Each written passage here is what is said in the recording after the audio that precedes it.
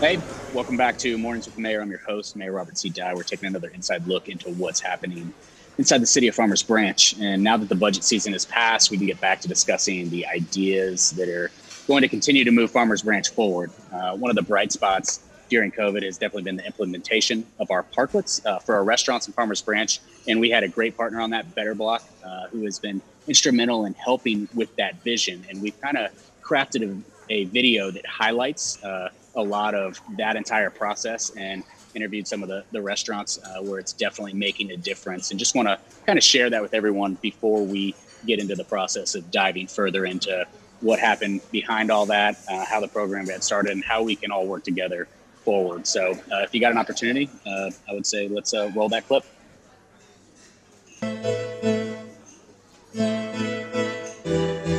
I'm Andrew Howard with Team Better Block, powered by WGI. I'm the Director of Placemaking. We're working on a outdoor dining here at Caquita's restaurant.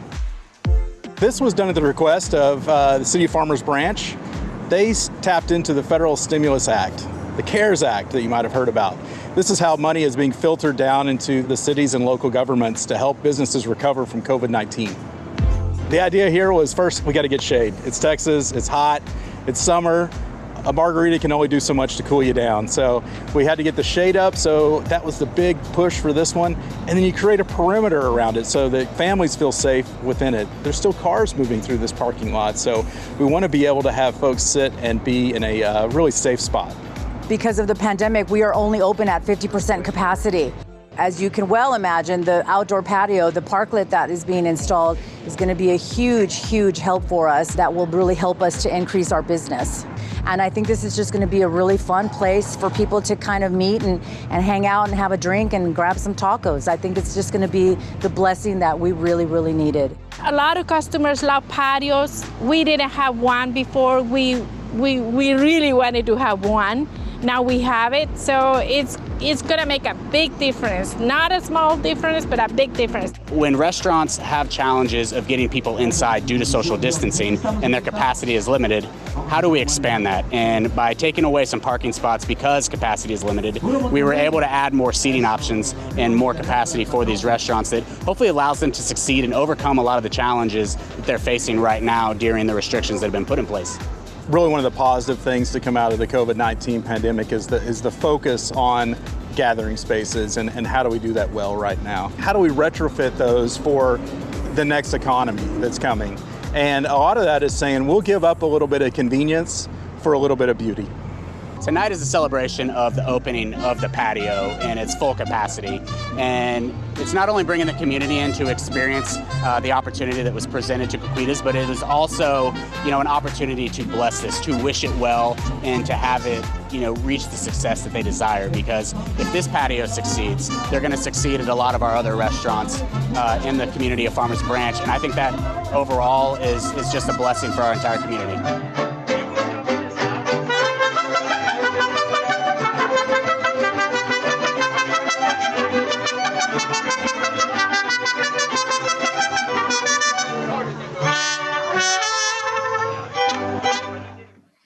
So that was just a little glimpse into kind of some of the new ideas and different ways that we are helping innovate, not only in small businesses, but more specifically our restaurants in Farmers Branch, in terms of opening them up a little bit more to allow them to have a little bit more capacity while they've definitely been challenged during COVID. But joining us today is Andrew Howard from Better Block. You just saw him on the video. And Andrew has worked closely with the City of Farmers Branch on a few projects and can definitely speak to some of the ways that we can create even better spaces for our community. So just want to welcome Andrew and say, hey, how's everything going? How's everything in your world? Thanks, Mayor. I'm doing well. We're actually out at one of the projects today. We're helping Odd Muse today with some outdoor dining. That's awesome. That's awesome. And are you all doing better than ever, or what's been going on? I know I'm pretty sure not only is Farmers Branch trying to utilize your services, but other communities as well are probably trying to find unique ways to inspire business to operate during these difficult times. Yeah, it's been a roller coaster ride, just like everybody else. When the pandemic first started hitting in March, my role is really to bring people together. our projects all are about gathering, and we were told, let's not do that right now. So, it was really a time of reflection of like, what is public space going to look like? And I was kind of worried. I was like, man, I don't know what's going to happen, in the next few months. And then we found, I think all those trends that were happening even before the pandemic, it just accelerated. Like people want to be outside, yeah. I'm sure you had neighbors that you'd never seen before walking by now. It's been interesting for sure. And I think in one of like the earlier videos I did trying to just update the community while, everyone was kind of sheltering in place, one of the concepts I brought up was, it's almost like the Great Reset. We have so many people that are getting back to things that had long been kind of put to the wayside, which was for people riding bikes and getting out in public, but neighbors coming together to, engage in kind of their own driveways and yards. And you see that sense of community coming together again. And while there were definitely some dark spots, there were a lot of bright spots that I think, and some of the things that I want to talk about with you is kind of what are some of those disruptors that are happening right now as we're trying to evolve, as we're trying to create better spaces that bring people together, that revitalize our communities and show us what life on the other side of COVID and what the new economy might look like. And, you kind of touched on some of those that I think we'll go through here as we talk, but, how are you all using design right now to create better spaces that are bringing people together? And what are some of the projects that you've been focused on outside of just what we're doing here in Farmers Branch? Yeah. I think the communities that really valued public space and recreational space and trails, and those are the ones that are, even getting stronger right now. And so, Farmers Branch systems of trails are invaluable right now. Not to pick on a neighbor, but if you go to Frisco right now, it's like, where do we go outside? It's like, it's just subdivisions and there's no trail connectivity there. So I think y'all are well set up to, now they've changed their habits. They're like, we want to go outside and do that. And then we're seeing them, they want to go back to the restaurant, back to the retail places, but they need some more space to do that. And so I kind of think that next step maybe is like, how do we connect these great assets that we have, like the trail system here, to destinations like, on Spring Valley or on Josie, where we have like, those are the places like we want to, maybe now it doesn't seem like that far a walk to get to. Yeah. And I think you're right on a lot of that. And some of the, when you talk about Frisco, the opportunities that they have in front of us are much different than the opportunities we have in front of our community. And the fact that they still have so much wide open space that planning is a little bit easier, right? Like you can kind of master plan and say, well, this is how we'll probably connect this in a few years when it's time. Whereas Farmers Branch, since we're kind of a built out community, we're landlocked and, a lot of our space is kind of spoken for.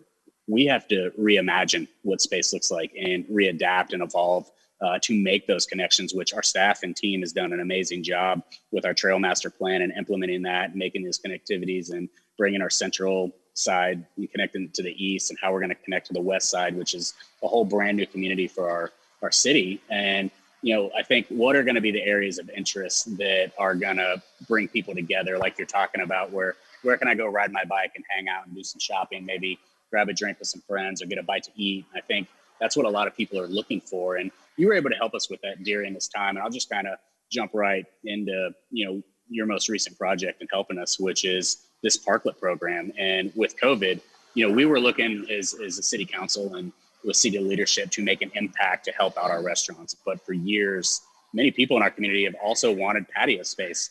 Where can I go sit outside and, eat, and how do we readapt some of our restaurants? And you had a vision that allowed us to see that move forward, especially as, we made changes, not only in working with our planning department to allow it to just happen through the code, but economic development, our local restaurants, and with you all at Better Block, just partnering together.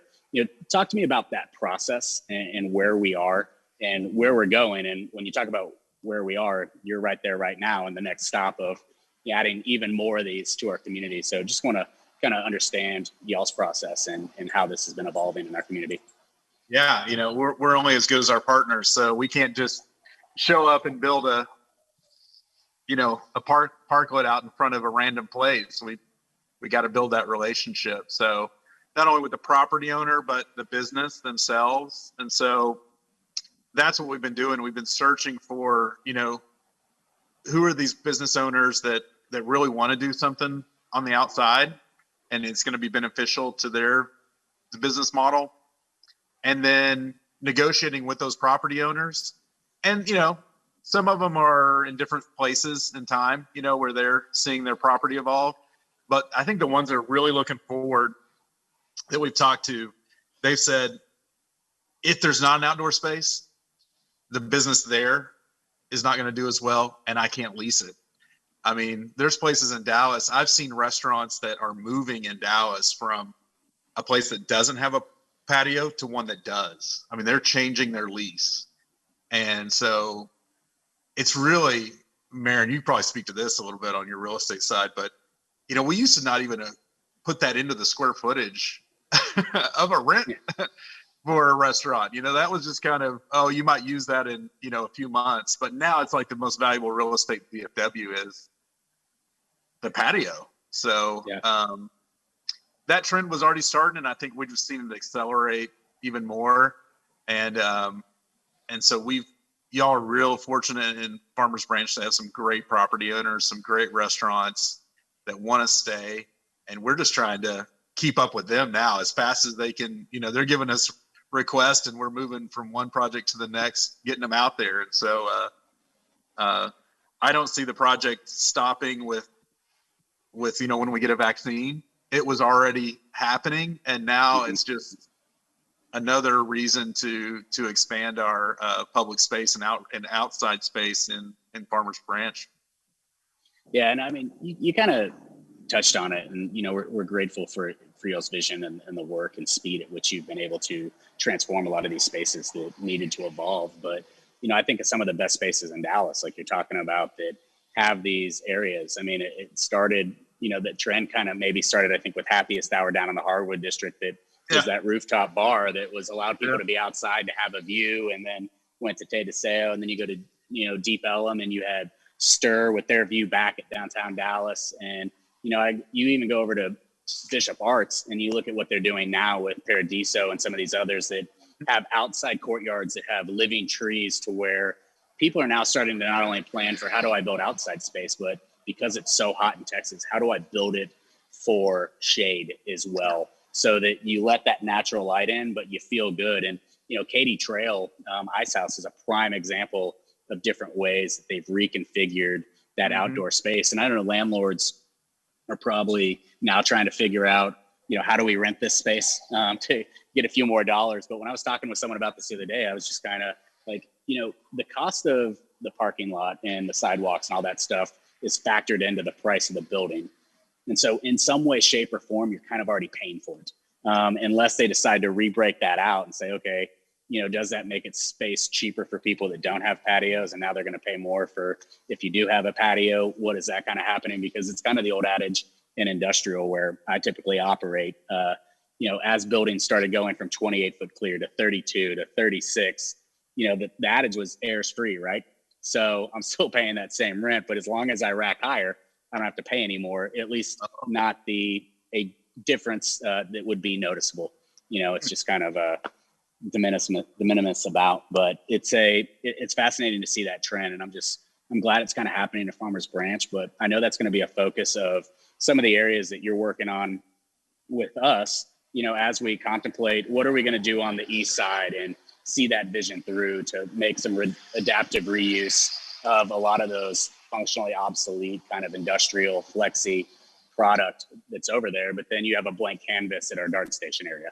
And, I kind of wanted to get your sense on, you kind of have that old cliche of live, work, play, right? Which in my opinion has definitely become somewhat cliche. Some people added shop and eat, to just add a little bit more to it. But, what do you think is the evolution of the live, work, play concept, and what's kind of next? And as Better Block is focused on building a better block, it's taking that concept and I think, making it better, and how do you see that playing in? And have you seen any kind of slogans or mantras that have been floated out there from some other communities that allow you to differentiate a little bit, so that kind of adage just kind of goes away, and we're all looking towards a brighter future with a better saying? Yeah, I mean, it's building neighborhoods. I mean, that's, I think COVID just, it pushed us back into our neighborhood. For sure. It was like, oh man, I'm not commuting every day. I'm not, I'm not going grocery shopping. I'm back in my neighborhood. And so I think that's probably the future again, is, these like 20-minute walkable neighborhoods, that's another thing. So it's really condensed us back in. And then technology. I mean, we're both remote doing a pretty high quality video right now. Like, 10 years ago when I started Better Block, we couldn't be doing this. So we can be anywhere now. And so why not be in a place that that we don't have to get on the highway to go to. So I think you're going to see, just like Odd News here, where they've taken a warehouse space and made it into a brewery and a destination spot. And then you're seeing all these other, changes in uses and housing moving into these neighborhoods. You're building a neighborhood again. And so what that looks like in the future is, I don't know if we're going to have the big grocery stores anymore. We're going to have these more neighborhood markets. We're going to have delivery. And so, one of the things we're struggling with here is we got, Spring Valley behind us. That's 7 lanes arterial. And now we're trying to build something that's walkable and livable. So I think, that's kind of the next thing we're looking at, is like, how are we going to change our infrastructure to meet these trends? And, you kind of got one foot in the old economy. We still got, 18 wheelers coming through, but we want to also have a beer outside. So how do we balance that? Yeah. And, I don't know if it's something you've seen somewhere else, and off the top of my head, I'm like cycling through just the mountains of documents and development, kind of just propaganda that I've seen throughout the years. But I might rip off what you just said in terms of, instead of live, work, play, it's building better neighborhoods, which, I think is, for a community like Farmers Branch and our size, like that's kind of what we're trying to do. How do we revitalize and improve the spaces where we have that connectivity, not only to our neighbors, but to parks and to amenities and areas like you're talking about? And that doesn't need to just extend itself to residential. I think that's commercial as well. If you can have better neighborhoods where commercial exists and where there's activity, and kind of just master plan that out a little bit better. But, I know that, one of the original ideas we had when we engaged with you is when we were discussing the road diet along Valley View Lane, and potentially looking into the road diet around Denton Drive as well, which is where our DART station area is. And I know you've looked at a lot of doing that, but like, what are you kind of seeing there in terms of the best way to connect an area that you're trying to bring more density and bring more activity to make more walkable? That, what's the focus there? Is it bike lanes? Is it wall art? Is it bigger patios? Is it, what does that look like in your opinion, and what you guys have seen and implemented in other communities?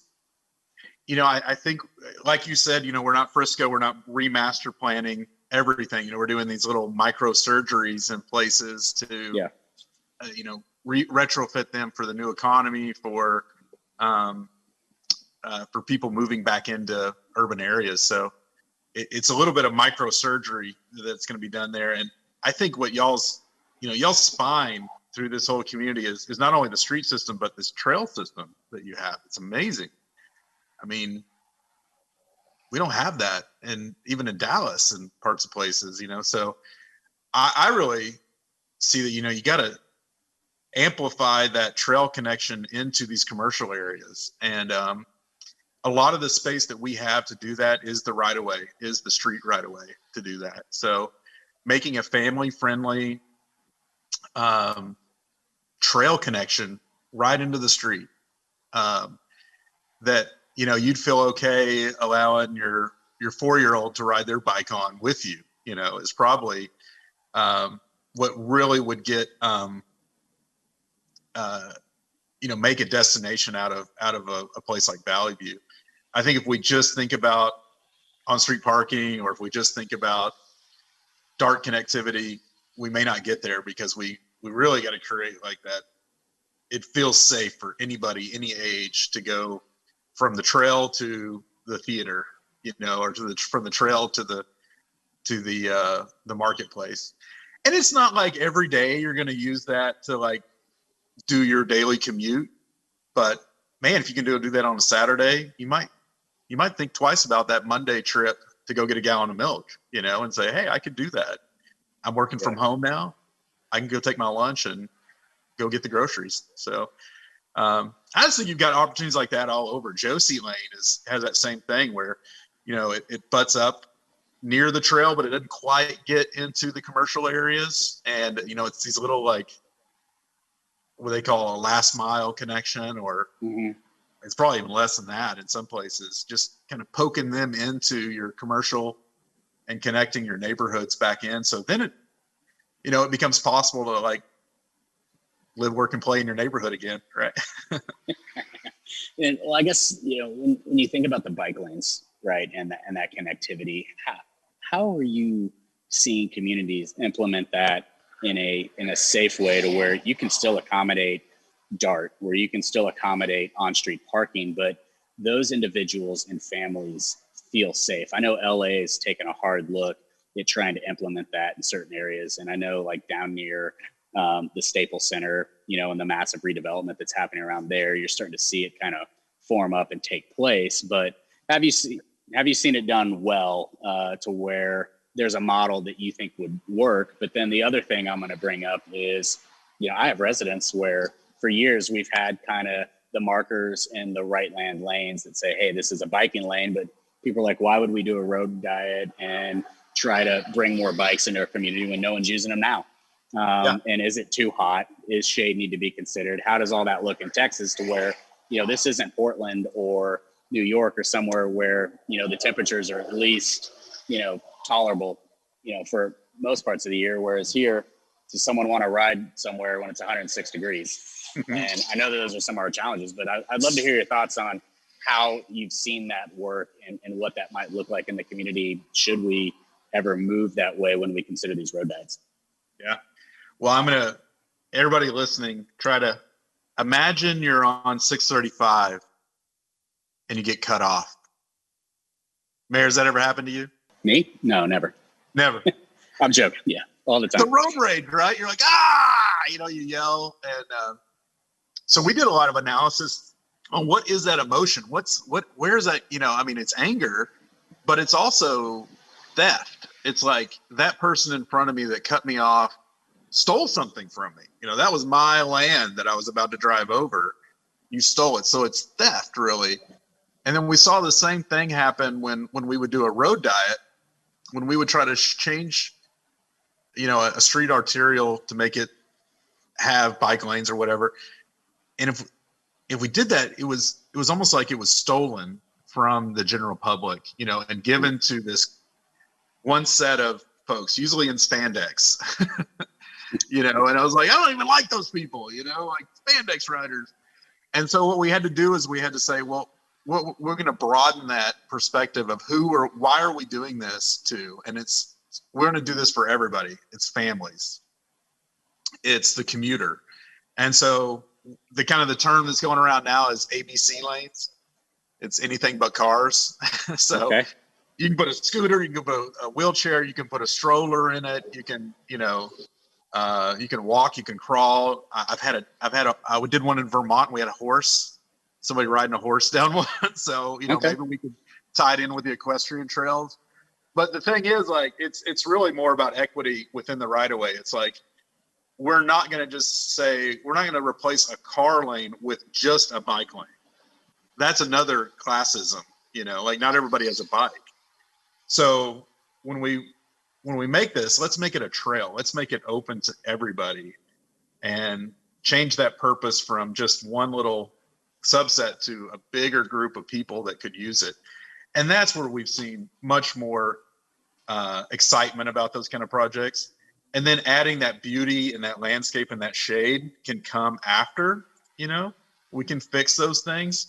but going in with the idea that we're building this for the whole community, not just those pesky spandex riders, who I used to be one too, but yeah, we all have friends that do that. And, it's interesting to hear how many friends that I have that lived outside of the community that come through Farmers Branch to ride down Valley View, connect to Campion, and kind of use that as a jumping off point. So, other people are recognizing, the connectivity and opportunity we have here. So, it's not like this is a concept that's too far fetched that could be accomplished.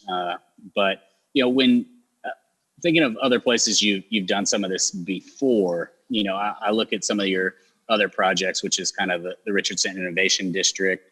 You kind of did this in West Allis. And, what other places have you guys kind of implemented this type of opportunity? And, when you reduce down that lane, how long did it take for the community to understand the shift and kind of, I guess, get on board fully with it? Because it is a disruptor for a lot of people, because, you've kind of removed some of the lanes that they thought were always there. They're worried about traffic now being backed up because we've reduced lanes. But the purpose of a road diet is eventually people will find another way. And the traffic does slow down and it does work. Yeah, I think that's part of the, in Better Block, we said, let's go out there and test some of it first too, because that builds your, almost your campaign to do it, And so we kind of program in some usage of it early, and those folks become the spokesperson for the project going forward. So, and it just matters where a community's at, a lot of them are just like, let's just go build it, and we'll program it as we go. But I think it's important to build the culture in for this stuff. We started Bike Friendly Oak Cliff, and we didn't even have a bike. We borrowed a bike. Yeah. We didn't have any bike lanes, and we did a ride from downtown Dallas to Oak Cliff, and we followed the trail of Lee Harvey Oswald. And we just made it, kind of interesting. We had some beers afterward.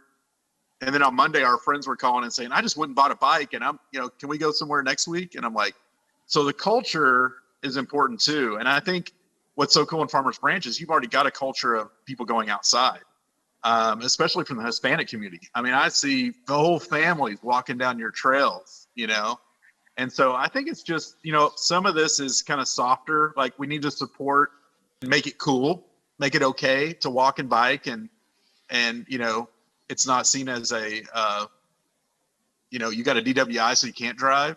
It's seen as, that's cool, and that's what happens on Monday. Then people say, this is something that in my community is seen as being good. I mean, I remember showing up, one time to a meeting in Oak Cliff, and it was 100 degrees and everybody was sweaty except for me. And they said, did you drive here? I'm like, oh God, yeah, I drove here. Sorry. Yeah. So it almost becomes like a badge of honor to show up maybe a little sweaty. So it's purely almost like a cultural shift in some aspects, in terms of build it and they will come, I guess, type of thing. I guess it's understanding that the opportunity is present and people feel safe doing it. But given the number of projects that you all have done, what do you feel makes some projects more successful than others? And how do you identify areas that should be activated areas? Because I can't imagine that you can take any space in any community and say, we're now going to make this very active and better. What are those characteristics and design functions that you've seen that work better than others? And in Farmers Branch, where are those areas to you that you're seeing that maybe it's not just a station area? What other areas should we focus on? Yeah. I think the mistakes we made were we thought we could just go out on an island and do a project. We showed up in Detroit one time, and there was this beautiful building and this great street to work with, but there was no neighborhood. I mean, it was like it had all been decimated. Yeah. We tried to do a project there and it just completely failed. So we quickly learned it was like neighborhood first, and then work on the amenities to that neighborhood and get them involved. So the partnerships. So And it doesn't have to be a residential. I mean, I think we're seeing that over here in at Odd Muse. There is a community over here, you know, of business owners that we can work with. And so I'm really seeing like Josie. I think that Josie corridor and connecting the neighborhoods back in with the commercial, man, I mean, what another asset they're going to have. They have beauty from the park and trail system, and now they're going to have dining, you know, and I think we saw that, you know, you saw Maggie on that video for Nuevo Leon. Our outreach on Josie, a lot of these folks, we've shown them the pictures, you know, from other places, and now we've shown them pictures from Farmers Branch of outdoor parklets, and they're like, I can have that. And it's almost like a confidence thing. It's like, yeah, they didn't know they deserved and could have something that beautiful and fun and help their business. And so as soon as we've told them, yeah, you're worth it, you know, like your tortas are amazing. Like, let's make a patio. And I think that's kind of that cultural shift of like, we deserve these really high quality amenities, and it doesn't take, you know, 10 years to do it or 100 years. It's something we can do pretty quick. Yeah, and I think, you know, some of that stuff just becomes that spark of reimagining that area. And an area of interest that's always been for me is definitely a redevelopment of that, what we call the Four Corners, which is Valley View and Josie, right? Because you have neighborhoods on every single side of that development, of that corner, where you can definitely tap in and, you know, just adding these patios and doing some of those other things. I remember meeting with the owner of the Southwest corner, and I tried to talk to him about eliminating all the trash cans in the alley between the two buildings and getting rid of deliveries coming through there, and saying, you know, you have an opportunity here to activate this with some patios and some different use that brings people into a new space, into this community that they haven't seen before, that as you come out connects into the neighborhoods, you know, just to the southwest of that area. But, you know, it could be that impetus that creates the change of how are we getting rid of some of these older uses and bringing in more of the creative types to say, hey, we're going to make this a little bit more vibrant. We're going to pep it up and make it a space where people want to be and gather. But, you know, getting older buildings like that to move and to change is, you know, you're definitely pushing a boulder up a hill because, you know, these things they're paid off, they're cash flowing, and explain to me why I need to take this risk. You know, it's either that or you need to sell it to me for a price to where I'm comfortable walking away and not having to worry about anything again, which, you know, it's tough for everybody. And so bringing in the right partners and understanding how to get those accomplished is, you know, it's definitely a challenge, but I think something that we're definitely working to figure that out. And I know that, you know, seeing some of the projects you've done, it seems like there's opportunities for some more creativity and some more opportunities. But, you know, regarding Better Block, one thing that I thought that was fascinating was you all are a 501c3, right? Just a pure nonprofit? We have a nonprofit and we have a consulting firm. So I'm on the consulting firm side. You're on the for-profit side. Okay, perfect. What's so with the nonprofit side, what are you guys mostly focused on there, and how are you giving back to communities through that arm? Yeah, so the nonprofit, basically a research and development for projects as well. So a lot of the design for our furniture comes through there. You know, it's kind of the heart of the program. You know, it keeps us honest. Mm-hmm. It keeps us saying, you know, we're continually working for community, and it's also our open platform. You know, we share all of our designs, all of our books through there. So, you know, we encourage communities to, you know, do some of this on their own, and we provide the training and guidance through that. And then the consulting arm is really we're going to work through the typical city procurement rules, the federal procurement rules, and, you know, guide communities through all that monotony of grant funding and how to use that in your community.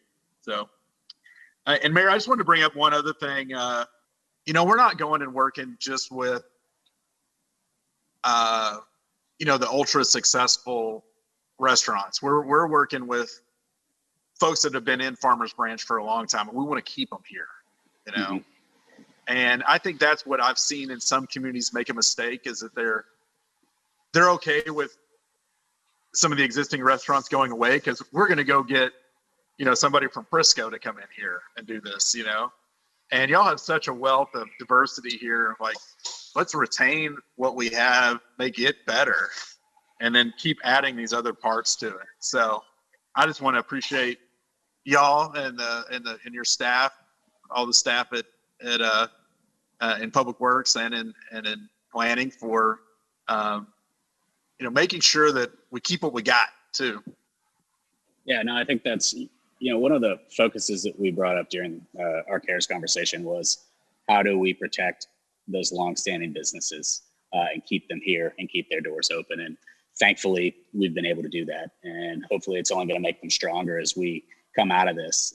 But I just appreciate y'all's willingness to jump in, move quickly, and help some of these businesses out, because it's just fun to watch this program kind of expand. But just one quick rapid fire question for you. I usually ask everyone this. I see Bobby back there. How's it going? What was it like working with John Land? Was it pretty easy, or There's your beer garden being created right there, by the way. Oh my goodness, it's looking good. Is that just going to be like just tables out there, or are you going to like ballast kind of a patio that connects closer to the building? It'll have a perimeter to it, lighting, and then kind of beer garden type benches. So yeah, be a good place to take the dog, take the kids. Yeah. Nice. Staff's been wonderful. I mean, from John Land to building, permitting, everyone's got on board, which is sometimes, like, what's this new program here? And, economic development. So, he knows everybody. I mean, it's like wherever we go, he's like, oh yeah, I know these folks. We've talked to them before. And so he's been, that icebreaker that we need to set the communications with. He's been the problem solver for when we've had to define a new process for city staff. And then staff has been great at just quickly turning around. I mean, this is fast stuff that we're doing here. So, looking at the parking requirements, looking at the building inspections that may have to happen for some of the structures has all happened rapidly. So I think they get a gold star right there. And, now it's going to be like, how do we kind of institutionalize some of these forms of approval for projects? So maybe that's phase 2. Yeah, definitely. Well, there's definitely a few more phases as we're trying to build better neighborhoods in Farmers Branch. But I do want to thank you and your team for all your efforts, the work that's being done, the work that you're still doing, and just excited to see how Farmers Branch evolves and kind of revitalizes under what's been a great partnership. And I know staff's enjoyed working with y'all as well. And so it's just all in all, just a tremendous team. And I couldn't be more honored to be mayor of a city where we're getting these type of projects done and moving nimbly. But I just want to say thank you one more time. Thanks, Mayor. We're going to get back to it. Yeah, well, I'm going to say, thanks for watching Mornings with the Mayor. I'm Robert Dye, your host. And, we're doing our best to keep everyone in the city informed, thinking and kind of looking towards the future as we look to improve this wonderful community. But we'll be back in a few weeks with another episode. Until then, stay safe, and we'll talk to you soon.